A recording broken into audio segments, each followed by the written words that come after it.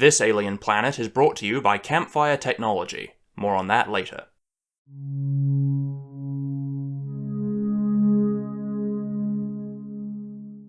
Over the past few episodes, we've explored how our alien organisms have colonized and conquered the terrestrial realm. From humble beginnings as unassuming amphibious swamp dwellers, the chemophytes, lophostomes, and osteopods have diversified into a myriad of clades, adapting to every niche the land has yet presented them with. But in the 150 million years since they emerged from the water, their far-flung relatives in the sea will also have been diversifying. And it's about time that we revisited the ocean to see what developments have occurred since we last saw them. To begin with, the basic structure of the oceanic food webs will remain much as it has been for many millions of years.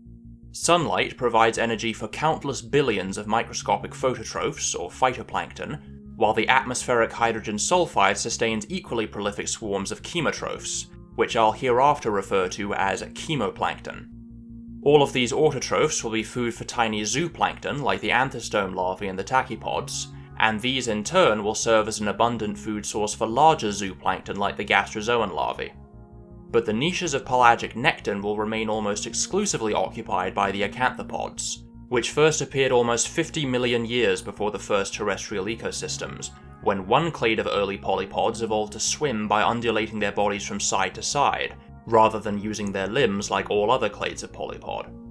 As briefly discussed in Part 3, the first acanthopods likely used anguilliform locomotion, where undulations pass along the entire length of the body to generate thrust, much like eels, lampreys, and some knifefish. Anguilliform swimmers tend to have elongated bodies of fairly uniform width, so that all parts of the body displace an equal amount of water. Their bodies also tend to be flattened in the direction of undulation to increase surface area and therefore give them greater leverage against the water, essentially turning the whole body into one big fin. Perhaps some basal clades of anguilliform acanthopods still survive to the present, which we'll call orthorhynchids. But anguilliform swimming is a fairly unspecialized form of locomotion, and is most efficient at slow speeds. So as the acanthopods diversify to fill the countless nectonic niches, it's likely that many clades will evolve to become faster. One way to increase swimming speed is to concentrate the lateral movements towards the posterior end of the body. Subchorangiform swimmers only use the rear 2/3 of their bodies to generate thrust, keeping the anterior third comparatively still. Because the majority of the work of displacing water is done by the tail and the hind portion of the body, the fins tend to primarily occur along these regions, while the main body is usually shorter, stiffer, and rounder than in anguilliform swimmers. Although the anguilliform swimming used by the orthorhynchids requires slightly less muscular energy to maintain, subchorangiform swimming grants greater speed, essential for escaping predators and chasing down prey. So if a clade of acanthopod were to evolve this form of swimming, they'll have a distinct advantage in competing for pelagic niches. The earliest representatives of this new clade, which we'll call hadrorhynchids, will likely take advantage of their speed to hunt small nekton.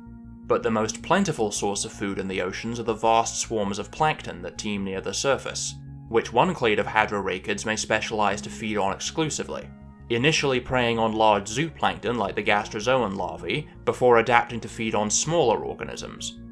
The setae on their feeding arms may grow into long, tightly spaced bristles to sieve tiny food particles out of the water. Having such large feathery feeding structures will increase drag and therefore make swimming less efficient, but since, by definition, plankton can't swim away, these hadrorhynchids won't need a great deal of speed or mobility to feed effectively. They can simply swim through the clouds of plankton with their feeding arms open to get all the nutrition they need. And because they have a virtually inexhaustible source of food, they'll be able to attain very large sizes, and the larger they get, the more plankton they'll be able to ingest, and over millions of years, this feedback loop may produce some of the largest species in the ocean, as has happened in many clades of pelagic filter feeders on Earth. However, somewhat similar to the situation with the lophostomes on land, the hadrorhynchids will still be limited in their maximum size by their respiration.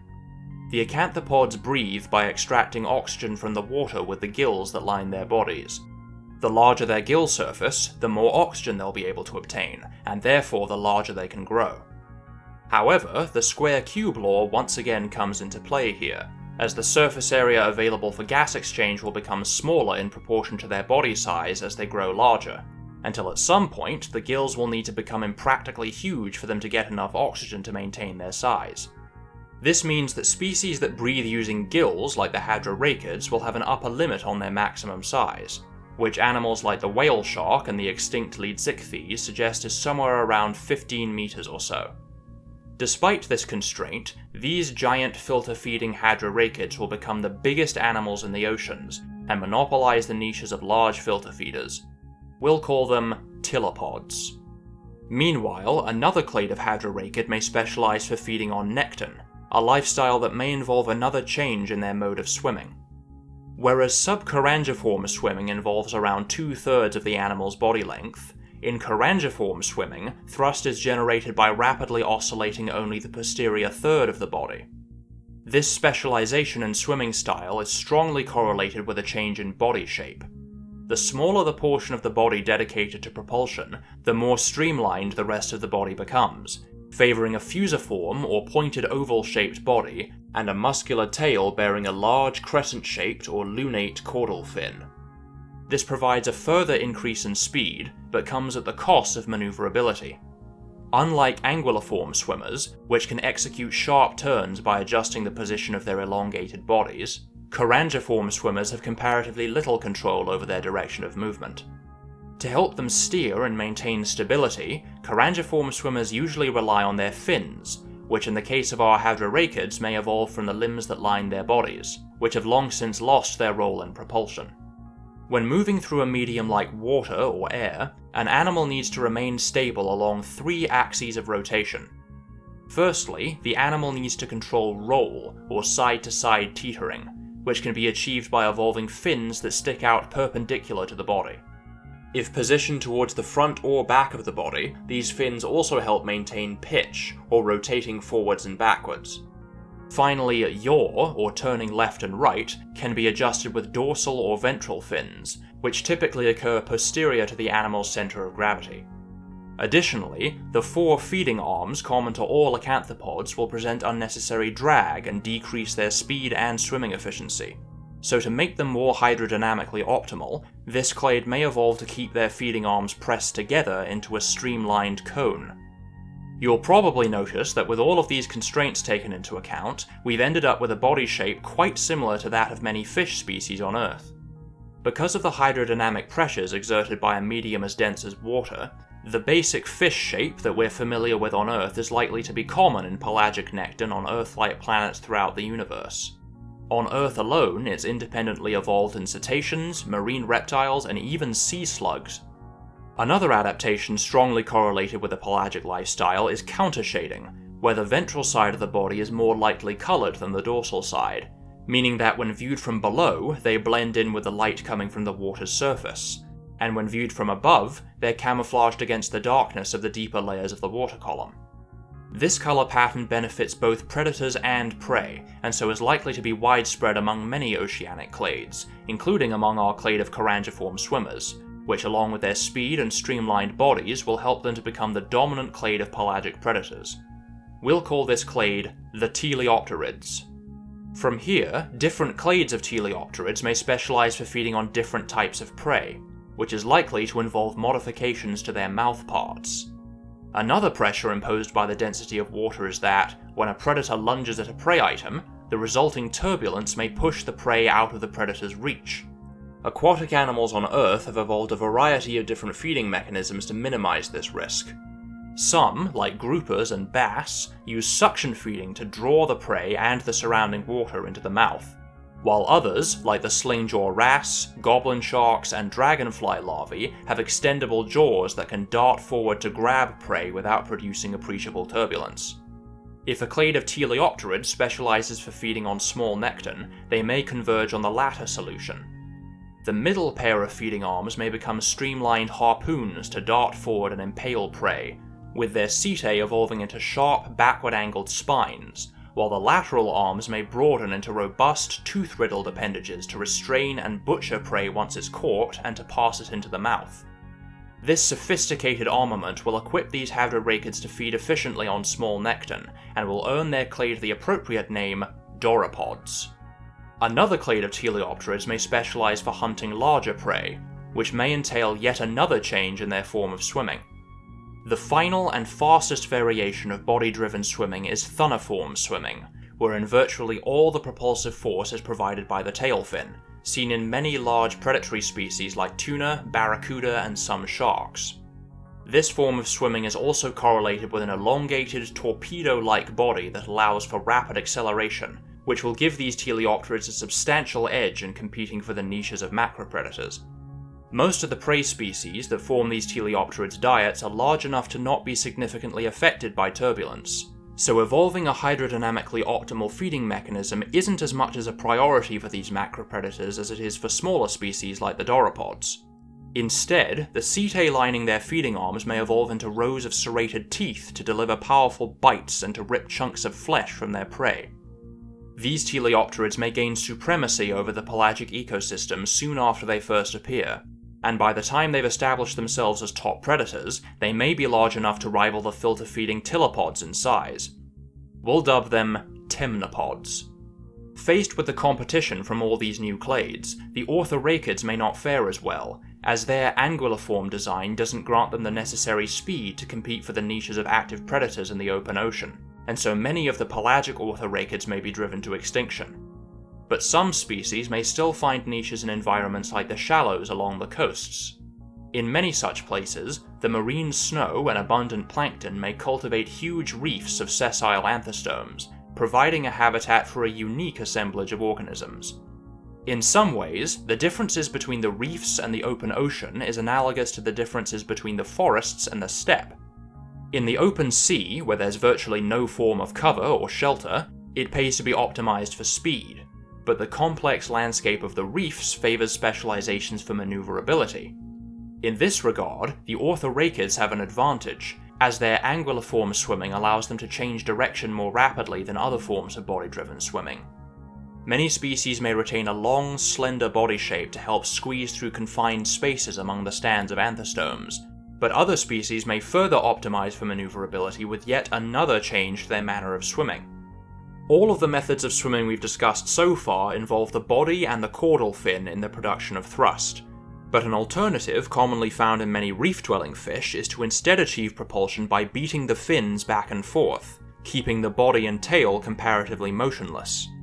This is called median paired fin swimming, and is generally slower than any of the various forms of body-driven swimming, but the chief benefit that it provides is a much more precise control of movement, which is essential when it comes to navigating the complex terrain of the reefs. Although most acanthopod clades have lost the use of their fins for propulsion and have instead invested in body-driven swimming, some of the reef-dwelling orthorhynchids may re-evolve the limb-driven swimming of the ancestral polypod, developing the fins lining their bodies into 7 pairs of broad paddles. Many species of reef-dwelling fish also exhibit a laterally compressed body and enlarged dorsal and ventral fins, giving them a much greater control over their turning, which the orthorhynchids may emulate by evolving thin, leaf-shaped bodies with tall fins running along their dorsal surface. Another likely result of adapting to life in the reefs is a change in coloration. In contrast to the countershading frequently seen in pelagic swimmers, reef-dwelling animals often have coloration that helps them blend in with the surrounding terrain, so most orthorhynchids may have color patterns to camouflage them against the sediment and the calcareous turrets of the anthostome colonies. While the basal clade of orthorhynchids, which we'll call tenipterids, will rely on the cover of the anthostomes to keep them safe, these more derived forms, which we'll call remipterids, will use their agility to evade predators. It's worth noting that each of the modes of swimming we've discussed here are likely to evolve independently in many of these clades, just as how on Earth many unrelated groups of fish have converged on similar swimming methods to suit similar lifestyles. The straightforward linear progression I've presented here is fairly simplified for the sake of clarity, and in practice any given clade won't be restricted to only one form of swimming. The reefs will offer the orthorhynchids protection from larger predators like the temnopods, but they'll have to share these environments with other creatures. One clade very likely to find a home amongst the reefs are the marine tentaclostomes, relatives of the forms that gave rise to the lophostomes. To distinguish them from their terrestrial cousins, I'll refer to the marine forms as lithostracans. Like the ancestral tentaclostomes, these lithostracans aren't very well adapted for swimming, and so can't compete for predatory niches in the open ocean, instead mainly thriving in benthic environments on the seabed. Species in more open habitats may protect themselves from predators by retracting their limbs into their calcareous shell, but in the reefs they may gain more protection from hiding among the stands of sessile anthostomes. In this case, having a large, inflexible shell may become a handicap, as it will prevent them from squeezing through narrow spaces, so much like the malacoforms and the coleostracans on land, some of these reef-dwelling tentaclostomes may lose their shell to give them more flexibility, and to let them access tighter, more secure hiding places. These spaces may also serve as ideal spots for launching ambushes, which they'll rely on for catching prey much faster than themselves. We'll give these shellless creatures the fitting name anostracans.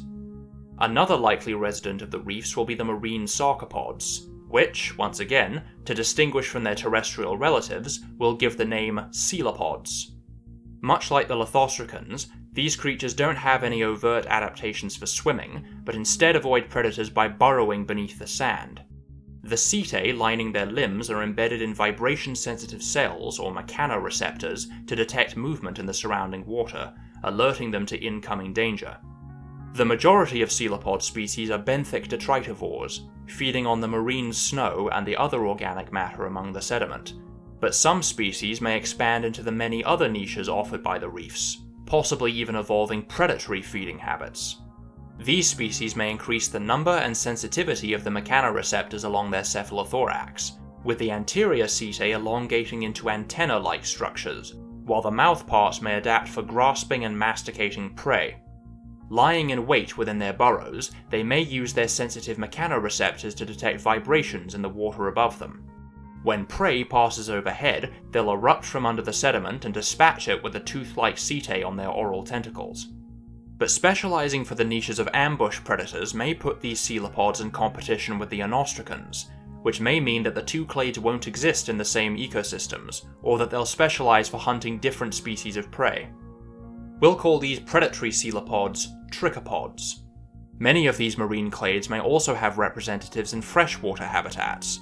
The various lineages of acanthopods are likely to have independently colonized the inland rivers and marshes, and we'll cover their diversity in more detail in future episodes. But some freshwater inhabitants of particular note are the native tentaclostomes. These species, descended from the same amphibious clades as the terrestrial lophostomes, may retain their ancestors' amphibiousness, able to come out onto the land for short periods, but still needing to return to the water to breed and to stave off desiccation. While most marine tentaclostomes are benthic predators, the line that led to the amphibious clades descended from more generalist species that supplemented their diet by feeding on the early chemophytes. This being the case, many of the freshwater and amphibious species that survive to the present day may be omnivorous, or perhaps even herbivorous. They may graze on the low vegetation along riverbeds and mudbanks, using their long eye stalks to look above the waterline. To distinguish them from their fully terrestrial and marine counterparts, we'll call them mysostomes. The sarcopods may have some surviving amphibious representatives as well. These forms trace their ancestry to swamp-dwelling scavengers, and so their diets may tend more towards carnivory. Notably, they will have diverged from the osteopods before the evolution of internal skeletons, so they won't have any bones and thus won't be able to support themselves on land very effectively. Also, because air is about 800 times less dense than water, vibrations don't propagate through it as appreciably, so their mechanoreceptors won't function nearly as well when on land. On top of that, with the proliferation of the osteopods, the amphibious forms may have trouble competing for terrestrial niches, so all of these factors may consign most species to a life spent predominantly in the water. Many may feed on the mysostomes, using their powerful, robust mouthparts to crack open their shells. Once again, these species will constitute their own clade, distinct from the fully terrestrial osteopods and the marine coelopods, and so to differentiate them, we'll call them metaxopods. All of these aquatic clades will flourish over the 120 million years following the invasion of land by the chemophytes, lophostomes, and osteopods, but the steadily changing atmosphere and the subsequent shift in climate will have far-reaching implications for the pelagic ecosystems. The drop in temperatures following the decrease in atmospheric carbon dioxide levels will disrupt the ocean currents, depriving many areas of the sea of oxygen and nutrients. And the diminishing hydrogen sulfide levels will make chemosynthesis less efficient, and so the once abundant chemoplankton may experience a substantial decline in their diversity. Some clades may even be forced to invest in other forms of nutrition, evolving saprotrophic or even fully heterotrophic lifestyles, ensnaring and ingesting other plankton with long ciliated feeding structures. This revolution among the plankton may result in the collapse and restructuring of many of the pelagic ecosystems. In many areas, plankton may not occur in large enough quantities to support the filter feeders, and without them, many of the predatory acanthopods that feed on them may be driven to extinction. It will take several million years for the acanthopods to reclaim their former diversity after the climate stabilizes, but as they do, they may face competition from some rather unexpected adversaries. As well as affecting the oceans, the climate change event will concurrently reshape the terrestrial ecosystems, changing the dominant landscape from lush forests to open steppe. In the last episode, we discussed how some of the osteopods and lophostomes adapted to this new environment, but not all the terrestrial clades will have representatives on the plains. Some groups may not be adaptable enough to compete for niches on the steppe, instead remaining within the surviving regions of forest. Some of these areas, particularly around the equatorial coasts, may still receive enough rainfall to form large swamps and marshes, and these sorts of environments may prompt some of the terrestrial inhabitants to expand into aquatic niches. On Earth, many species that descend from fully terrestrial ancestors have secondarily adapted for life in the water. These sorts of animals are sometimes described as amphibious, but this label can be a bit problematic because it's also used to describe actual amphibians. Alternatively, these animals are also often described as semi-aquatic, which is also somewhat problematic as it's quite difficult to rigorously define and encompasses a very broad spectrum of lifestyles, ranging from animals like water voles, which occasionally enter the water to feed on aquatic vegetation, to animals like seals, which spend virtually their entire lives in the water, only coming onto land to breed and to evade predators. On our alien planet, the first step in the transition to a semi-aquatic lifestyle may occur when some of the wetland-dwelling clades undergo adaptations to help them wade or swim across the waterways that pervade their habitat. Some of the most prolific forest dwellers are the adaptable platodonts, most of which spend their lives among the branches of dense foliage. But in the wetlands, stands of trees may be separated by stretches of shallow water, which the platodonts will need to cross periodically to reach new feeding areas. Their elongated limbs, primarily adapted for climbing trees, will make them awkward swimmers, but as they evolve to spend more time at ground level, their legs may become shorter and broader to more effectively serve a paddling lifestyle. And once they evolve to swim effectively, they may expand their diet to include the many food sources that the water offers, like the mysostomes, metaxopods, and freshwater acanthopods. To specialize for preying upon these clades, the platodonts may evolve a more streamlined body shape and the ability to hold their breath for several minutes at a time. As adaptable generalists, comfortable both on land and in the water, these platodonts may be a common sight around many wetland areas across the supercontinent, living in a similar way to otters, muskrats, and platypuses on Earth. Let's call them copitarsons. Along with small generalists like these, semi-aquatic adaptations are also occasionally seen in megafaunal herbivores, like hippos, capybaras, and the extinct desmostylians, so some of the analogous herbivores on our alien planet may see similar developments. While the line leading to the titanopods may thrive on the steppe, some of the more basal clades of megalobrachids may remain within the equatorial jungles, where they'll need to adapt to a climate of high rainfall and regular flooding. Like the copitarsons, these megalobrachids may begin their semi-aquatic transition by adapting to traverse areas of shallow water, which will have the added benefit of granting them access to the aquatic vegetation that grows along the riverbeds. At present, no other large animal feeds on these plants, and so the lack of competition may encourage these megalobrachids to specialize for the niches of large semi-aquatic herbivores. Their elongated pedipalps, once used for reaching upward for food among tree branches, may now be repurposed for reaching downward to forage for underwater vegetation. Their spiracles and sensory organs may migrate towards their dorsal surface, allowing them to breathe and see above the waterline while the bulk of the body is submerged. Although not quite as big or specious as their steppe-dwelling cousins, this radiation of megalobrachids, which I'll name prenobrachids, will still constitute some of the largest megafauna within the swamps and marshes. And with such an abundance of prey in the water, some predators may be incentivized to adopt a semi-aquatic lifestyle as well. On the open plains, the Deinognathans may get outcompeted for predatory niches due to their bulky, inflexible bodies not giving them the speed to chase down fast prey, but they'll still survive within the remaining pockets of woodland, using the cover of the ample vegetation to ambush large prey. In this regard, any areas around lasting sources of fresh water will form ideal hunting grounds, as prey will routinely come to these areas to drink. One early radiation of Deinognathans may evolve to live in these areas exclusively, possibly co-evolving with the prenobrachids, which may serve as their principal source of prey. At this point, they'll live in much the same way as crocodiles, and as such, they may converge on similar adaptations. On Earth, the crocodilian body plan has independently evolved many times among completely unrelated clades, suggesting that it's an optimal design for semi-aquatic ambush predators. One of its signature characteristics are the long yet robust jaws, which are streamlined for efficient swimming and capable of delivering incredibly powerful bites to restrain prey and drag it backwards into the water. The osteopods have a fairly different jaw structure to vertebrates, but the Deinognathans' enormous mandibles are already well suited for seizing large prey, making them somewhat pre-adapted to the niches of semi-aquatic ambush predators. Like the prenobrachids, their eyes may move towards the top of the cephalothorax to let them sense prey above the waterline, and their spiracles may be repositioned on the upper abdomen to let them keep the majority of the body hidden beneath the water.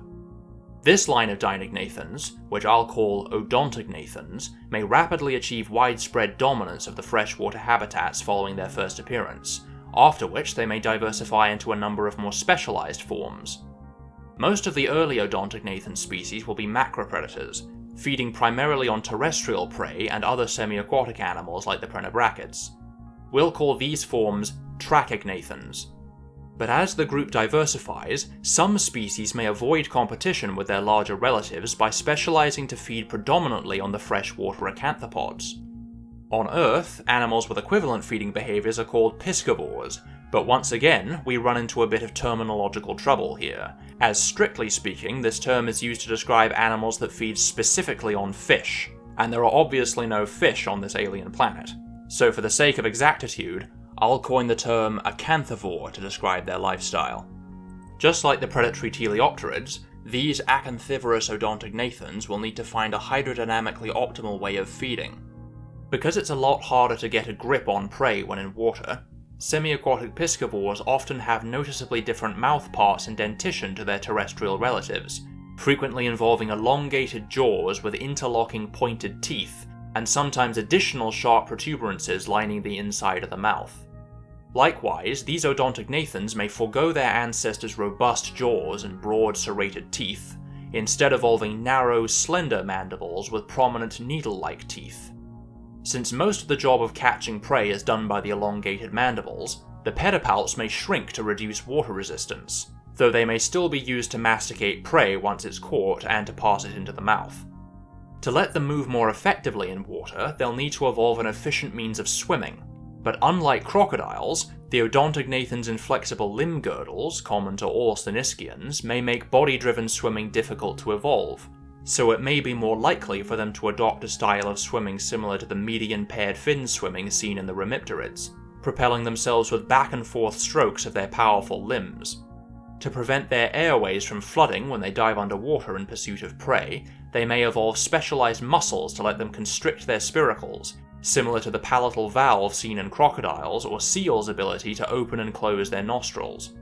This clade of Odontognathans, which we'll call Dolichognathans, will be smaller than the macropredatory Trachognathans, but will still be capable and prolific predators of the acanthopods they share the water with. And because they no longer feed on terrestrial megafauna, they won't necessarily need to stay within close proximity to the land, so some species may expand their feeding areas into the coastal shallows. Initially, they'll be prevented from exploiting pelagic niches by the temnopods, which have been the dominant oceanic predators for over 70 million years. But when the climate changes and the marine ecosystems are thrown into chaos, many of the top-level niches will be left vacant, which may provide an opportunity for the coastal dolichognathans to colonize deeper waters. Despite their semi-aquatic disposition, the freshwater odontognathans will still need limbs suited for terrestrial locomotion, as the variable environments of the wetlands may occasionally demand that they emerge from the water.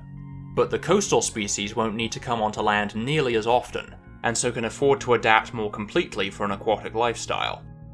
Their limbs may become powerful flippers, making them slow and cumbersome on the land, but greatly increasing their speed and maneuverability in the water. In this style of limb-driven swimming, roll, pitch, and yaw can be controlled by adjusting the position of the flippers, so stabilizing fins aren't as important as they are in body-driven swimming. To reduce drag, their pedipalps may reduce even further, possibly being held flat against the mandibles to form a sort of streamlined beak, very similar to the conical mouthparts of the teleopterids. However, these coastal forms, which we'll call pelagotheres, will be held back from becoming fully aquatic by their one and only tie to the land. Being osteopods, their developing young are contained within a leathery ootheca, which must be laid out of water or else oxygen won't be able to diffuse through the membrane to reach the embryos. This means the pelagotheres must be forced to drag themselves ashore to breed, and thus they need to retain some ability, however limited, to move around on land. But this constraint can be circumvented with one major development. If the female is able to retain the ootheca within her body until the young are developed enough to hatch, they can be birthed directly into the water, and thus the mother will be freed of the need to make landfall.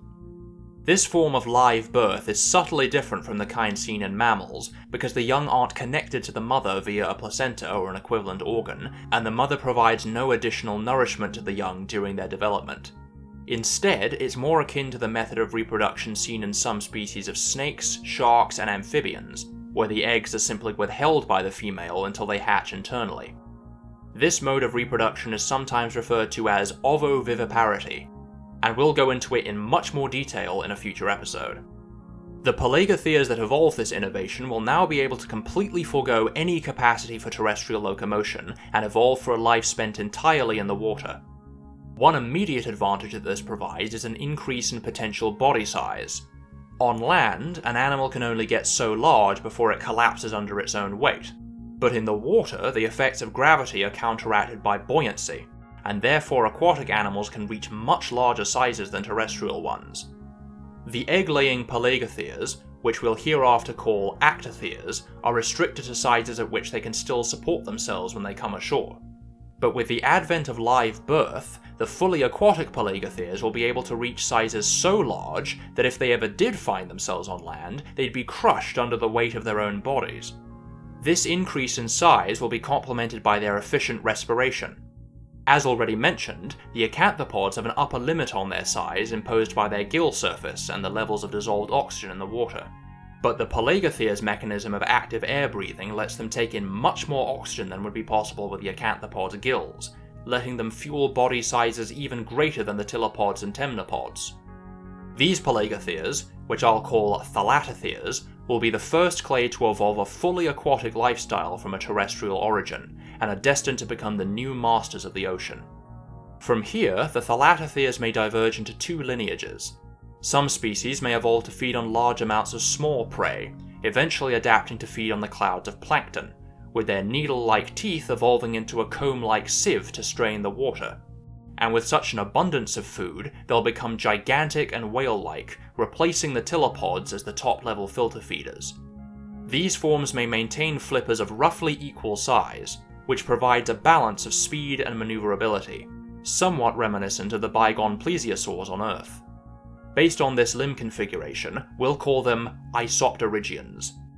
A separate clade of thalattothere may maintain a diet of large nekton, evolving into fast, powerful macropredators. These species may adapt for speed, generating the majority of thrust by flapping their second pair of flippers like wings. The frontmost flippers may help control and stabilize the enormous cephalothorax, while the hind two pairs of flippers may serve as rudders to aid in steering, making their style of swimming more similar to that of seals, sea turtles, and penguins. To contrast them with their filter-feeding cousins, we'll call them anisopterygians. Faced with these new competitors, many of the larger canthopod species may be ousted from the megafaunal niches they've held for millions of years. but they still maintain the advantage of not needing to return to the surface to breathe, and so can survive at depths that are inaccessible to the thalattotheres. The sheer enormity of the oceans offers such a diversity of habitats, each one varying in temperature, salinity, oxygen, light, and numerous other factors, that it's difficult to speak of it as a single biome. But for our purposes, what we've outlined here will serve as an adequate picture of how the aquatic ecosystems have developed over the last 150 million years or so up to the present day. But while all of these developments are taking place, new environments are opening up across the supercontinent, some of which will demand unique survival strategies from potential colonists. In the next episode, we'll return to the terrestrial realm to see how our alien lifeforms evolve in response to extremes of heat and cold. Thanks to Campfire for sponsoring this episode. If you're into world building, you'll know how difficult it can be to keep track of all of your world's details. Campfire Pro is a writing and world building software designed to help keep your project organized. The standard package includes maps and timelines to manage your world's geography and history, tools for tracking story elements like plots, characters, and relationships, and an encyclopedia for other items of interest.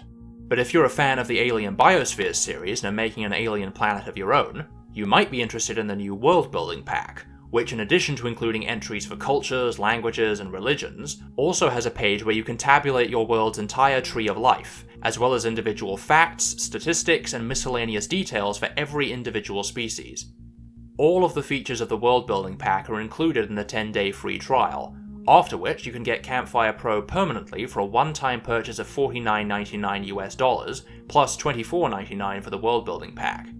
If you're interested or want to learn more, check out the link in the description. Thanks also to the fans over on Discord who contributed artwork for this episode. Links to the main server and the fan art server in the description. And a massive thanks to all the patrons, whose continued support makes videos like this possible. Thanks for watching, and I'll see you in the next episode.